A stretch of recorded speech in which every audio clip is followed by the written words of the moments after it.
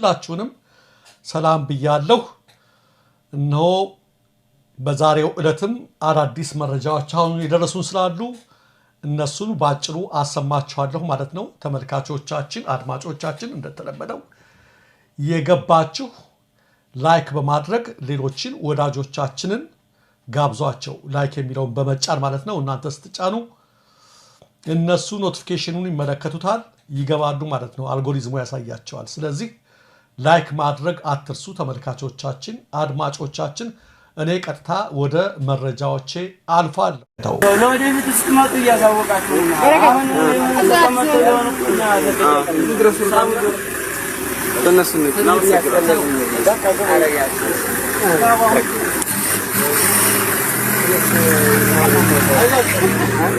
በተለያዩ ጊዜያት በተለያዩ ቦታዎች የግብረሰናይ ድርጅት ሰራተኞች በአንዳንድ ቡድን ታጣቂዎች እንደሚታገቱ ብዙውን ጊዜ መደራደሪያ እንደሚሆኑና አልፎ አልፎም እንደሚገደሉ መረጃዎች ሲሰሙ ቢቆዩም በአማራ ፋኖ ዘንድ የዚህ አይነት ድርጊት ተፈጽሞ አይታወቅም ነው የተባለው።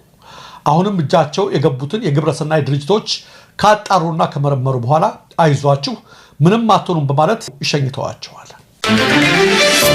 ለኢትዮጵያ መንግስት ራስ ምታት እየሆነ ነው ወደ ተባለው መረጃ ስናልፍ በጀነራል አብዱል ፈታህ አልቡርሃን የሚመራው የሱዳን መከላከያ ኃይል ኤስኤኤፍ ለ6 ሰዓታት ያህል የቆየ ከባድ ውጊያ ካደረገ በኋላ ከኢትዮጵያ ድንበር ጥቂት ኪሎሜትሮች ርቀት ላይ የምትገኘውና ስልታዊዋን የኩርሙክ ከተማን ሙሉ በሙሉ በቁጥጥር ስር መዋሉ ተረጋገጠ። የፓርቲዎቹ ስም ባይጠቀስም ይህን ተከትሎ የኢትዮጵያ መንግስት ተቃዋሚ ኃይሎች ደስታቸውን እየገለጹ ይገኛሉ ተብለዋል። በኢትዮጵያ ብረት ያነሱ ኃይሎች በምዕራብ አቅጣጫ በቤኒሻንጉል ጉሙዝ መስመር ጥቃት ለመክፈት ተዘጋጅተዋል በተባለ ማግስት የሱዳን ጦር በኢትዮጵያ መንግስት በሚደገፈው የፈጥኖ ደራሽ ኃይል ላይ ከፍ ያለ ድል መቀዳጀቱ በጠቅላይ ሚኒስትር አብይ አህመድ መንግስት ላይ ከፍተኛ ድንጋጤ ሳይፈጥር እንዳልቀረ ይገመታል። አሁን ላይ የአልቡርሃን ጦር ሙሉ በሙሉ የተቆጣጠራት ኩርሙክ ከተማ ጥምር ጦሩ በቀጣይ ጥቃቱ ለመቆጣጠር ካቀዳትና የቤኒሻንጉል ጉሙዝ ክልል መዲና ከሆነችው ከአሶሳ ከተማ በ70 ኪሎ ሜትር ርቀት ላይ እንደምትገኝ የሱዳን ትሪቢዩን ዘገባ ያመለክታል። የከተማዋ በሱዳን ጦር እጅ መግባት ለኢትዮጵያ ታጣቂዎች ወታደራዊ ግስጋሴ እጅግ ሰፊ ስትራቴጂካዊ እድልና እገዛን ይፈጥርላቸዋል የሚሉ አስተያየቶችም አብረው እየተደመጡ ናቸው። ይህን ተከትሎ ነው ጀነራል መሐመድ ተሰማ ሊያስፈራሩን እየሞከሩ ነው ሲሉ የተደመጡት። አንድ ላይ የተጣመሩ ጽንፈኞች ከውጭ ኃይሎች ጋር አብረው በጋራ እንደሚወጉን ሊያስፈራሩን እየሞከሩ ነው ያሉት ጀነራሉ የጠላቶቻችን ዓላማ ኢትዮጵያን እንደ ሶማሊያ መንግስት አልባ ለማድረግ ነው ያሉ ሲሆን እኛ ግን የምንዋጋው ፍትሃዊ ጦርነት ነው ብለዋል። ከዚህ ቀደም የውጭ ኃይሎች በተደጋጋሚ ኢትዮጵያን ለመውረር ሙከራ አድርገው ነበር ያሉት ጀነራሉ የዛሬዎቹ የኛ ባንዳዎች ፉከራቸው አልሳካ ሲላቸው ከነዚህ የውጭ ኃይሎች ጋር ሆነው እንደሚወጉ ሊያስፈራሩን እየሞከሩ ነው ሲሉ ወንጅለዋል። የዛሬዎቹም የኛው ባንዳዎች ፉከራቸው አልሳካ ሲላቸው ከነዚህ ኃይሎች ጋር ሆነው እንደሚወጉ ሊያስፈራሩ ይሞክራሉ። ግን እኮ እነሱ የሚላላኩላቸው ኃይሎች በኢትዮጵያኖች የተሸነፉ ናቸው። ታይትም እኛ የምናካሄደው ጦርነት ፍትሃዊ ጦርነት ነው። የሀገር ሉዓላዊነት ለማስጠበቅ ነው። የህዝብን አንድነት ለማስቀጠል ነው። ኢትዮጵያን ለማስቀጠል ነው ፍትሃዊ ጦርነት። ጀነራል መሐመድ ይህን ከማለታቸው በፊት ፓርላማው ላይ ሪፖርት ያቀረቡት አብይ አህመድም የውስጥ ጽንፈኞች ከሻቢያና ከሱዳን ጋር ሆነው መንግስትን ለመጣል እያሴሩ ነው። ሆኖም እንኳን ወያኔ ሻቢያና ሱዳን ማንም ቢመጣ ቅንጣት ያህል የሚፈጥረው ነገር የለም በማለት መፎከራቸው ይታወቃል። ጀነራል መሐመድ ተሰማ ሰራዊቱን ሰብስበው ይህን ንግግር በሚያደርጉበት ሰዓት በአማራ ክልል በበርካታ አካባቢዎች ውጊያዎች ከመቀጠላቸው ባሻገር ከተለያዩ ግንባሮች በገፍ የሚከዱ ወታደሮች አርበኞችን እየተቀላቀሉ ይገኛሉ። በትግራይ ክልል በሁለት ሊቃነ ጳጳሳት ላይ ተቃጥቷል በተባለው ግድያ ሙከራ ጉዳይ 3 ተጠርጣሪዎች መያዛቸውን የአክሱም ከተማ ፖሊስ አስታውቋል። የአክሱም ከተማ ፖሊስ ሐምሌ 1 ቀን 2018 ዓ.ም ባወጣው መግለጫ ሰኔ 30 ቀን 2018 ዓ.ም በአበው ሊቃነ ጳጳሱ የመኖሪያ ቅጥር ግቢ ውስጥ አንድ ጥይት ብቻ መተኮሱን እንዳረጋገጠ ነው ያመለከተው። እንደ ፖሊስ መግለጫ ጥይቱን የተኮሰው በተቋሙ የጥበቃ ሰራተኛ ሲሆን በጉዳዩ ዋና ተጠርጣሪ ከተባለው የጥበቃ ሰራተኛ ጋር ሌሎች 2 ተጠርጣሪዎችም በቁጥጥር ስር መዋላቸውን አስታውቋል።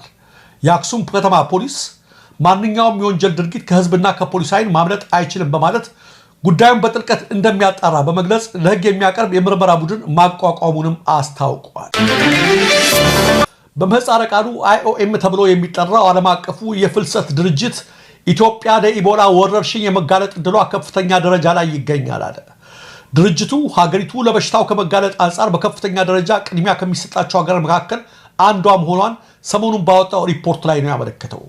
ድርጅቱ ኢትዮጵያ ለበሽታው በከፍተኛ ደረጃ ተጋላጭ መሆኗን የገለጸው ዓለም አቀፍ ተጓዦች በብዛት የሚያልፉባት ድንበር ተሻጋሪ የንግድና የመጓጓዣ ኮሪደሮች ያሉባትና በሽታው ከተከሰተባቸው አካባቢዎች ጋር ያላት ድንበር ክፍተት ያለበት መሆኑን በመዘርዘር ነው። በድርጅቱ ሪፖርት መሰረት የቦሌ ዓለም አቀፍ አውሮፕላን ማረፊያ፣ የድሬዳዋ፣ የመቀሌና የባህር ዳር አውሮፕላን ማረፊያዎች፣ የሞያሌ፣ የመተማ፣ የጋላፊ፣ የደዋሌ፣ የፓጋክና የኩርሙክ የድንበር መግቢያና መውጫዎች እንዲሁም የድሬዳዋ የባቡር ጣቢያ ቅድሚያ ትኩረት የሚሰጣቸው ቦታዎች ናቸው።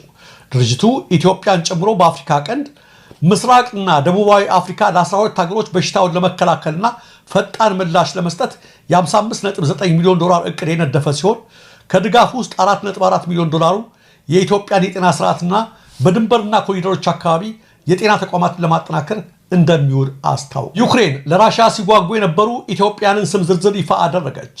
የዩክሬን የስለላ ተቋም በሩሲያ ጦርነት ተሰልፈዋል ያላቸውን 34 ኢትዮጵያን ስም ዝርዝር ይፋ አድርጓል።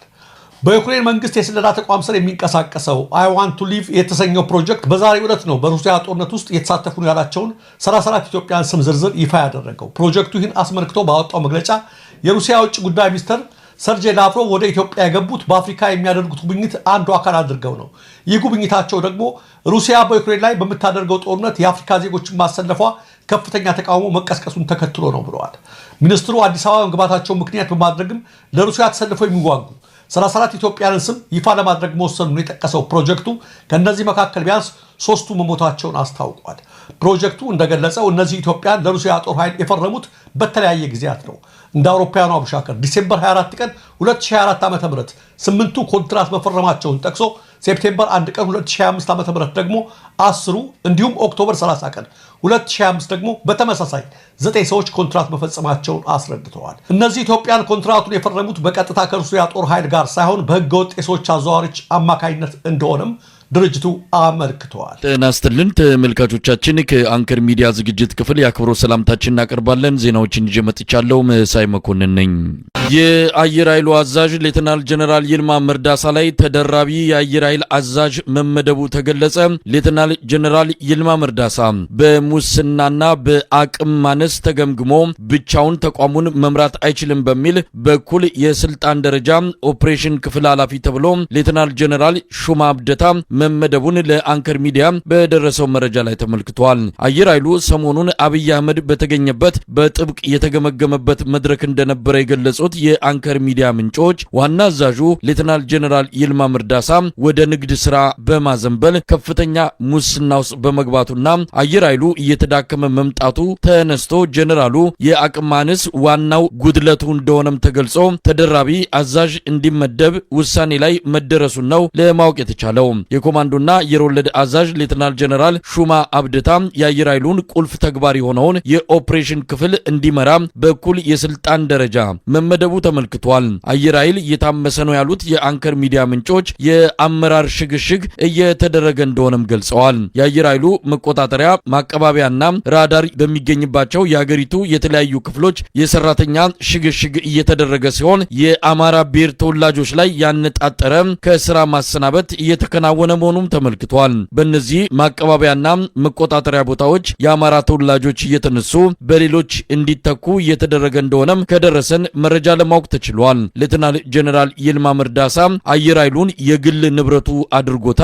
ለግል ጉዳዩ ሳይቀር ሄሊኮፕተር እያስነሳ ይበራል። ወደ አዲስ አበባ በመኪና መሄድ ካቆመ ቆይተዋል። ከፍተኛ ጥቅም እያገኘበት በሚገኘው የአየር ኃይል መለዋወጫ ስፔር ፓርት ጉዳይ ከአብይ አህመድ ጋር ስር የሰደደ ጸብ ውስጥ ገብቷል የሚሉ መረጃዎች ለአንከር ሚዲያ ደርሰውታል። ተመልካቾቻችን በአየር ኃይሉ ጉዳይ የደረሱን ሌሎች መረጃዎችን በልዩ የዜና ክፍለ ጊዜ ይዘን የምንቀርብ መሆኑን ከወዲሁ እንገልጻለን።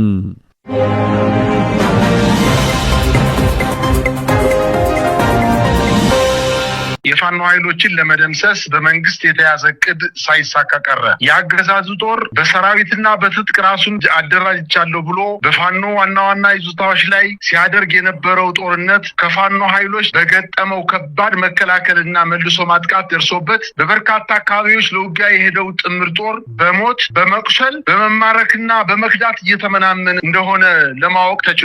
በተለይ በምስራቅ ጎጃም በጮቄ ተራሮች በደብረ ኤልያስና ተደረገው ውጊያ በርካታ ኃይሉን ተመቶበት በማፈግፈግ ላይ እንደሚገኝ ታውቋል። እንደዚሁም በደጋዳሞት ወረዳ አረፋ መድኃኔዓለም ተብሎ ከሚጠቀሰው ከተማ ላይ ከፈረስ ቤት የተንቀሳቀሰው አንድ ብርጌድ ጦር አረፋ ሳይደርስ በፋኖ ኃይሎች ቆረጣ ተደርጎበት ግማሹን ሰራዊት አስመትቶ ወደ መጣበት እንዲመለስ ተደርጓል። በሌላ አውደ ውጊያ ደግሞ በምዕራብ ጎንደሩ አካባቢ ምዕራብ አርማጭሆ ዋና ከተማ አብርሃ ጅራ ከተማ የፋኖ ኃይሎች በከተማዋ ላይ በወሰዱት እርምጃ የመከላከያ ሰራዊት አባላት ለ30ና ለ40 ደቂቃ ተዋግተው እጅ ሲሰጡ የተወሰኑ ሲጎዱ የአድማ ብተናና የሚኒሻ የፖሊስ ኃይል 22ቱ ተመተው ግማሽ በላይ የሆነው ምርኮ ሆኖ ወደ ጦር ካምፓቸው ተወስደዋል። በዚህ ውጊያ የከተማዋን የፖሊስ አዛዥ አንድ ኮማንደርን ጨምሮ እንደተገደለ የደረሰኝ መረጃ ያሳያል። በሰሜን ሸዋ ራሳ ቀበሌ ላይ በሌሊት በተደረገ ውጊያ በከተማዋ የነበረው የአገዛዙ ጦር በከፍተኛ ደረጃ ሲመታበት ወደ ቤተክርስቲያን ግቢ በመግባት የመሸገ ሲሆን በከበባ ውስጥ ያለውን ኃይል ለማስለቀቅ ጠንካራ ነው የተባለውን ኃይል ከደብረ ብርሃን በማንቀሳቀስ ወደ ራሳ ለመሄድና እነዚህ ሰዎች ለማስለቀቅ ቢሞክርም በፋኖ ኃይሎች ሸዋሮቢት ላይ ቆረጣ ተደርጎበት እየተደመሰሰ እንደሚገኝ ደረሰኝ መረጃ ይጠቁማል። በራሳ ቤተክርስቲያን ተደብቆ የሚገኘው የአገዛዙ ጦር እጁን ካልሰጠ በቀር ማምለጫ እንደሌለው ለማወቅ ተችሏል። በአጠቃላይ መንግስት ያቀደው የታህሳስ 30 ዘመቻ በተለያዩ የአማራ ክልል የጦር አውደ ውጊያዎች ላይ ከፍተኛ ጉዳት እየደረሰበት እንደሆነ ለማወቅ ተችሏል።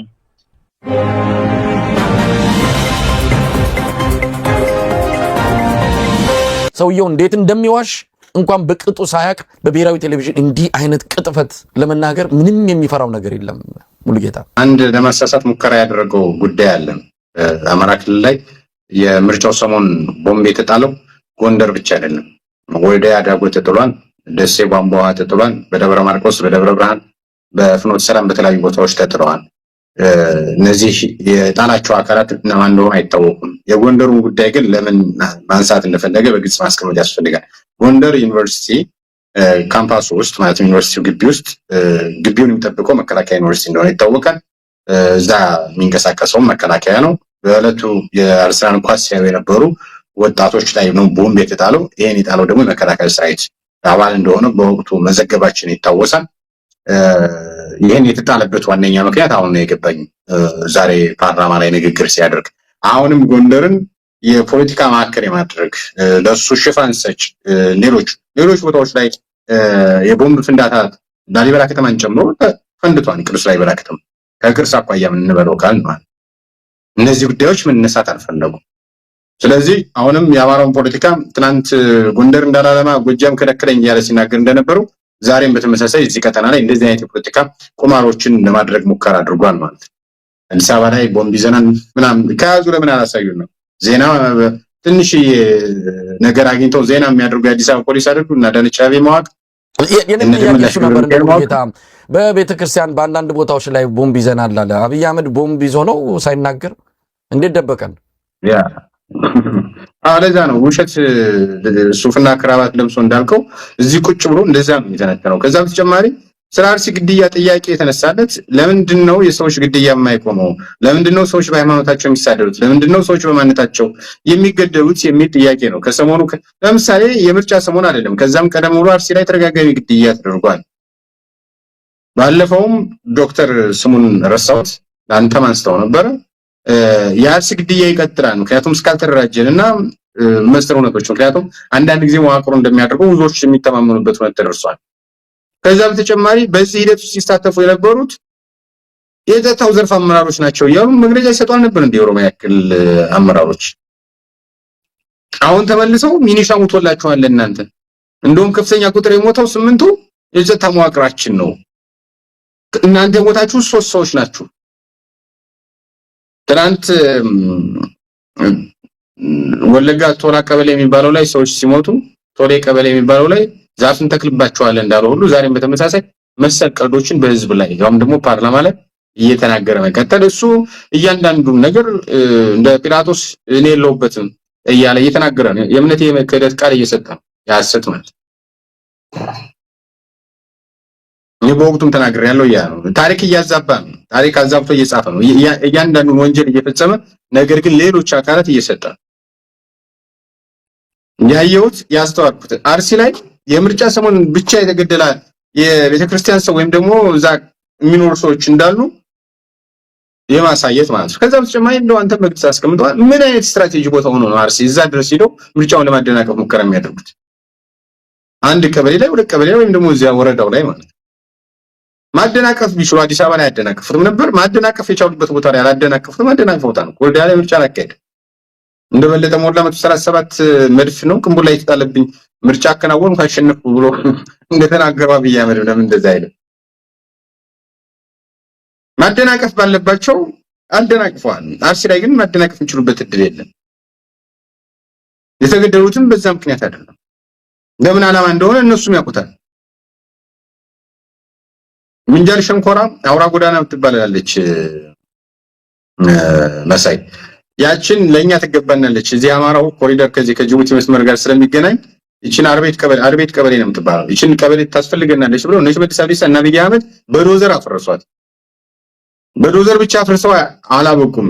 ነገ አማራዎቹ መጥተው መስፈራቸው ስለማይቀር በብሔራዊ ምክክር ኮሚሽን እናስፈጽማትና በእኛ ይኸው እናንተም ተስማምታችሁበታል ብለን በብሔራዊ ምክክር ኮሚሽን እንወስዳታለን ብለው በብሔራዊ ምክክር ኮሚሽን አንደኛ የወሰንና ማንነት ጉዳዮች አብረው ስለሚታዩ ይችን ቀበሌ አስገብተዋታል እዛኛው ላይ ማለት በብሔራዊ ምክክር ኮሚሽን በእነ ፕሮፌሰር መስፍን ለማስፈጸም ማለት በእነ ሂሩት በኩል ለማስፈጸም እንደዚህ የሚሰሩ ሰዎች ናቸው። ጄኖሳይድ እና ኤትኒክ ክሊንሲንግ ሲፈጽሙ ውለው የሚያድሩ አካላት ናቸው። በማን ስም? በኦሮሞ ስም፣ በህዝባቸው ስም ማለት በኦሮሞ እናስባለን በሚል ግን ወንጀል እየፈጸሙበት እንደሆነ ያለ እና ይሄንም መታገል ያለባቸው በብዛት በተለይ በኦሮሞ ፖለቲካ ውስጥ እየተሳተፉ ያሉ አካላት በዚህ በስማቸው የሚነገደውን ነገር ለራሳቸው ሲሉ መታገል መቻል አለባቸው። ትናንት ያልተጻፈ ታሪክ ሲያነብ የሚውል ምሁር ነኝ ባይ ዛሬ ግን ባይን እየታየ ኢንተርኔት እየመዘገበው ያለ በስሙ እየተመዘገበበት ያለውን ወንጀል ይከራከል እንደሚገባ ማስታወስ ፈልጋለሁ። ያው ያ ማህበረሰብ እንደሚቃወመው እየታገለ እንዳለ በአቅም አሁንም ግን የበረታ ተቋሙ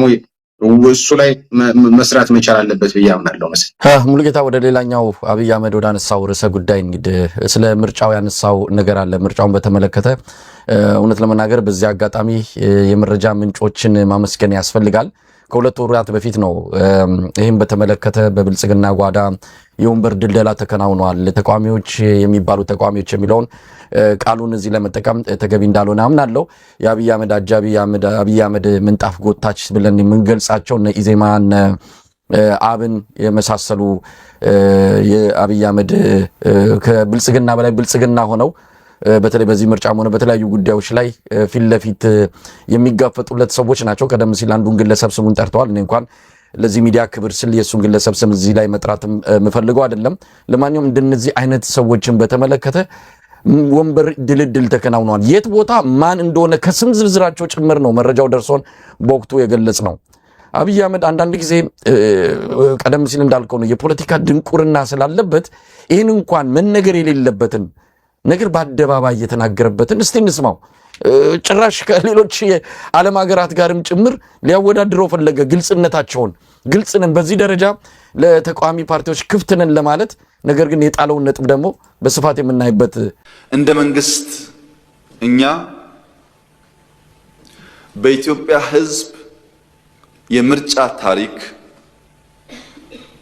በአፍሪካ የምርጫ ታሪክ ምናልባት ዲሞክራሲ ከኛ ወዲያ የሚሉ ሀገራትን ቢሆኑ አድርገው በማያውቁት ልክ የብልጽግና ፓርቲ ከ6 ወራት በፊት ይህንን ምርጫ በሚመለከት በነበረን ውይይት ብልጽግና ከ85% ባለፈ ወንበር አይወዳደርም፣ 15%ቱን ሙሉ በሙሉ የሚፎካከሩ ፓርቲዎች በነፃነት ኢንከምበንስ መንግስት በሌለበት ተጭበረበረ ወይም ደግሞ መንግስት በኃይል ወሰደ በማይሉበት ሁኔታ ብቻቸውን ይወዳደሩ። እኛ ከነሱ ጋር በ85ቱ እንወዳደራለን። ለነሱ 100% እድል ይሰጥ፣ ለኛ ግን 85% እድል ይሰጥ ብለን እንደምታስታውሱት ተጨቃጭቀን ተነታርከን ወስነናል። የብልጽግና አባላት ያኔ የጎረበጠ ቢመስላችሁ ሐሳቡ ዛሬ ላይ ውጤቱ እንደምታዩት ለዲሞክራሲ ቀናይነት በካቢኔ ማስገባት ብቻ ሳይሆን በፓርላማ 15% አልወዳደርም የሚል ገዢ ፓርቲ በድፍን አፍሪካ መኖሩን እጠራጠራለሁ።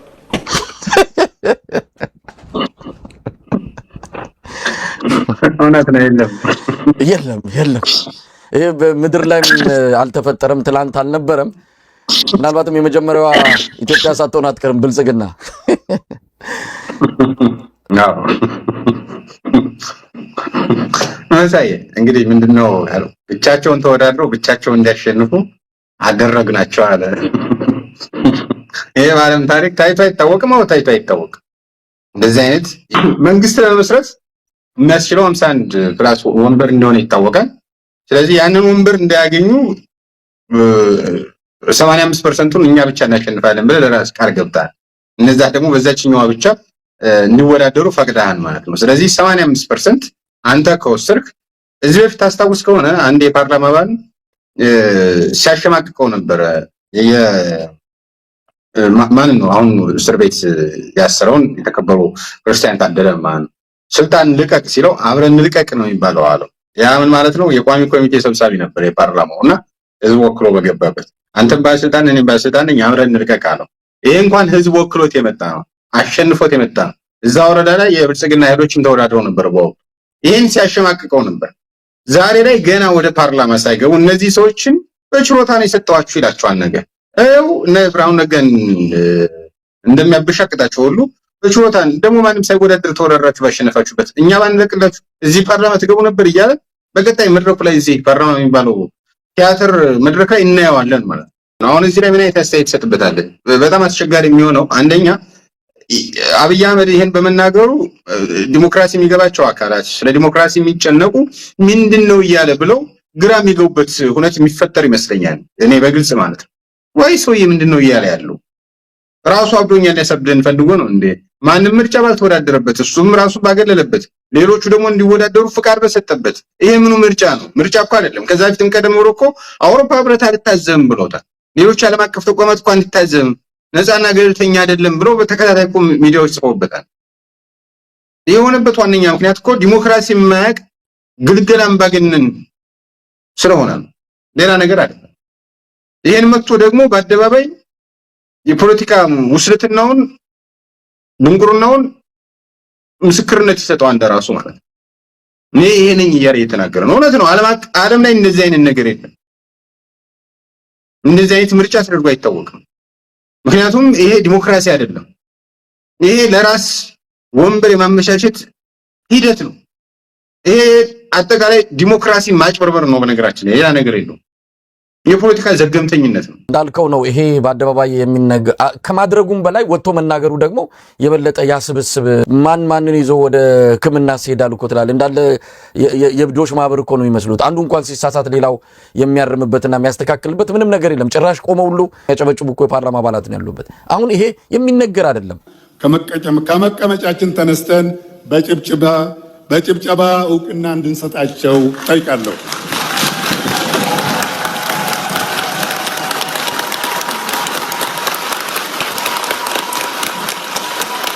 ይሄ እንደዚህ በአደባባይ ወጣ። ለዛውም ሌሎች በዲሞክራሲ በለጸግን ያሉ ሀገራት እንኳን አድርገውት የማያውቁት ብሎ ሀፍረቱን እንኳን መሸፈን የማይችል እንደው ጨለማና ብርሃን እንኳን መለየት የማይችል ሰው ነው እንግዲህ በዚህ አይነት።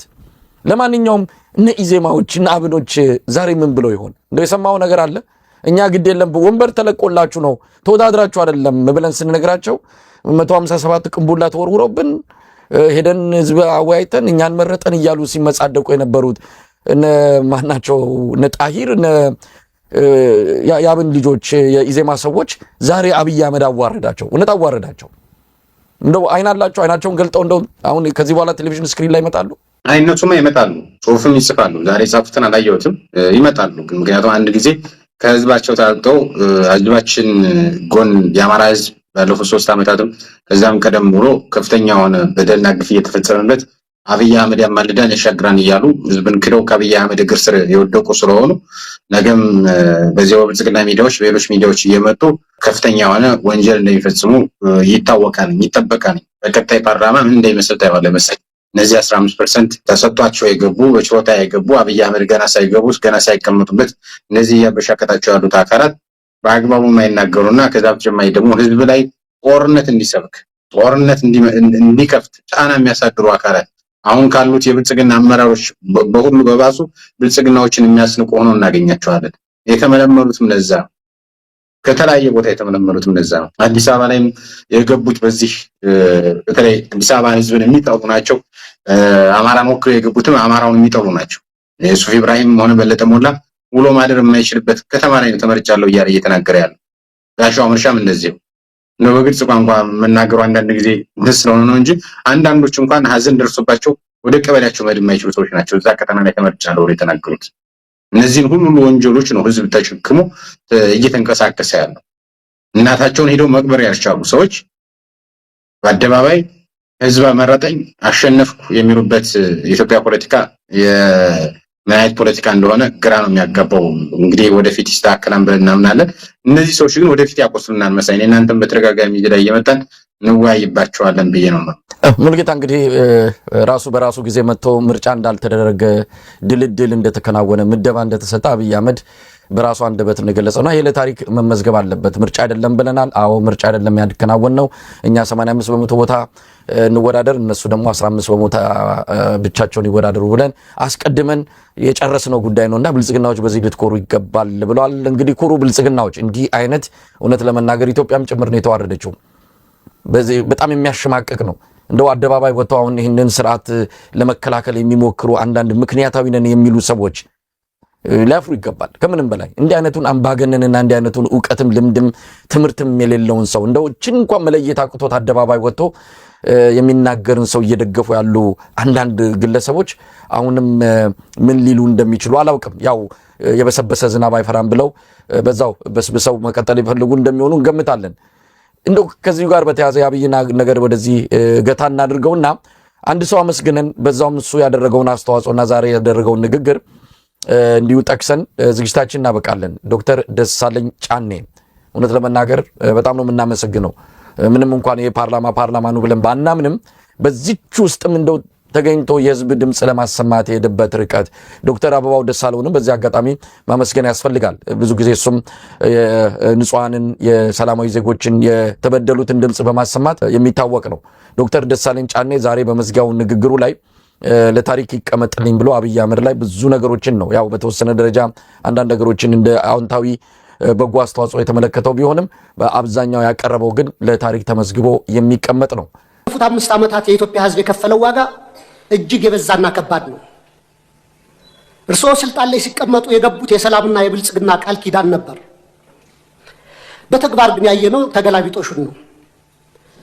የሰሜን ኢትዮጵያ ጦርነት ያስከተለው አስከፊ ሰብአዊ ውድመትና ጠባሳ ሳይሽር ዛሬም በአማራ፣ በኦሮሚያ፣ በጋምቤላ፣ በቤንሻንጉል ጉሙዝና በሌሎችም አካባቢዎች የሚታዩት ቀጣይነት ያላቸው ግጭቶችና ጦርነቶች፣ ብሔርና ሃይማኖት ተኮር ጥቃቶች፣ እገታዎችና አለመረጋጋቶች የዜጎችን የመኖር መብት ነፍገዋል። በቅርቡም ከትግራይና ከኤርትራ ኃይሎች ጋር የሌላ ጦርነት ስጋት አሳሳቢ ደረጃ ላይ ደርሷል። በፖለቲካው መስክም የፖለቲካ ምህዳሩ መጥበብ፣ የሀገራዊ ተቃርኖች መስፋት ወይም ፖለቲካል ፖላራይዜሽን፣ የነጻ ሲቪል ማህበራት መቆስመን፣ በጋዜጠኞችና በሚዲያዎች ላይ እገዳዎችና እክሎች ዜጎች አማራጭ ድምፅ እንዳያሰሙ አፍነዋቸዋል። በርካታ የፖለቲካ እስረኞችም ህገ መንግስታዊ የፍትህ ዋስትና ተነፍገው ይገኛሉ። ይህ አጠቃላይ የሰላም የጸጥታና የፖለቲካ ውድቀት የፓርቲው የተሳሳተ ፖለቲካዊ ፍልስፍናና ብሔራዊ አንድነትን በተግባር ማምጣት ያቃተው የመደመር ትረካ መዋቅራዊ ስብራት ውጤት ነው። በእውነት ዶክተር ደሳለኝ ጫኔን ልናመሰግነው የሚገባ ግለሰብ ነው። ኋላ ላይ ያው አብይ አህመድ የድለላ ስራውን የተለመደውን ይሄ ጨው ለማላስ የሄደበት ርቀት አለ። አብረን እንሰራለን እንደዚህ አይነት ነገር በእርግጥ እንደለመደው ሌሎቹ ላይ ያደረገውን አይነት ማጃጃልና ይሄ በምንድነው ስኳሩን አሉሶ ወደሚፈልገው ቦታ ለመወሰድ የሚያደርገው ጥረት ዶክተር ደሳለኝ ላይ ይሰራል ተብሎ የሚታመን አይደለም። ይሄን ሁሉ ዘመን ሳይሞከርበት ቀርቶ አይደለም። ለህዝብ ወገንተኝነቱን አሳይቶ ያንንም ቃሉን ጠብቆ ከፓርላማ ጋር ዘመኑ ያበቃው ዶክተር ደሳለኝ ጫኔን በዚህ አጋጣሚ እናመሰግናለን። እስቲ ዛሬ ያነሳቸውንም ባጭሩ ለአስተያየት ሰተንበት ዝግጅታችን እናበቃለን። ዶክተር ደሳለኝ እኔ በአካልም አውቀዋለሁ። ሀምብል ሰው ነው፣ ረጋ ያለ ሰው ነው። እንግዲህ ያው በወቅቱም የአማራ ብሔራዊ ንቅናቄ ሊቀመንበር በነበረበት ጊዜም ግጭት በተፈጠረ ጊዜ ለወንበር አትሻኮቱ ወንበሩን ይሄውላችሁ በሚል ኃላፊነቱን ጭምር የለቀቀ ሰው ነው። በኋላ ላይ ወንበሩን የያዙት እነ ዶክተር በለጠ ሞላ አብንንም ጭምር ሽጠው ወደ ፓርላማ አብይ አህመድ የተገረዱበት እውነት ነው። ፓርላማም ከገባ በኋላ ብዙ ነገሮችን ተሸክመው በነገራችን ላይ 724 ሲለፋ የነበረ ለህዝቡ ድምጽ ሲሆን የነበረ እንግዲህ መሳይ ዶክተር ደሳለኝ ወክሎ የገባው ላለፉት 5 ዓመታት የባህር ዳርን ህዝብ ነው። ባለፉት 5 ዓመታት ስለ ባህር ዳር አይደለም ሲጮህ የነበረው፣ አጠቃላይ ስለ ኢትዮጵያ ነው ሲጮህ የነበረው። አጠቃላይ ላልመረጠውም ህዝብ ጭምር ነው ድምጽ ሲሆን የነበረውና አንዳንዶች የአርሲ ተወካዮች፣ የዶዶላ ተወካዮች፣ ሻሸመኔ ተወካዮች፣ የአጣዬ ተወካዮች መሰል እነዚህን ያነሳቸው እንደ ምክንያት ታሳቢ እንዲደረጉ ነው። እነዚህ ሰዎች እጃቸው እስከሚላጥ ለአብይ አህመድ በሚያጨበጭቡበት ነባራዊ ሁኔታ ላልወክለው ማህበረሰብ ጭምር ድምጽ ሲሆን የነበረ ትልቅ ሰው ነው። ይሄን ምስጋና ማቅረብ ያስፈልጋል። በተለይ ሰዎች በፍርሃት ቆፈን ተሸሽገው ድምጻቸው በተሰለበ ጊዜ ከሞት ጋር አብይ አህመድ ምን እንደሚያደርግ እናውቀዋለን። ባለፉት ዓመታት የተቃወሙትን የት እንዳደረሳቸው ወይም ደግሞ የሆነ ነገር ያሰበላቸውን እንዴት እያደረገ ሀገር ተሰደው እንኳን ሲያሳድድ የነበረ ግለሰብ እንደሆነ ይታወቃል። መሳይ እኛን እንኳን ከሀገር እናስመጣለን እንይዛለን ሲል የነበረ አገዛዝ ነውና ይህን ሁሉ ተቋቁሞ ግን ዶክተር ደሳለኝ ባለፉት 5 ዓመታት በጥንቃቄ በተሞላበት ለህዝቡ ሲሞግት ነበር። ላደረገው እንቅስቃሴ ማመስገን እፈልጋለሁ።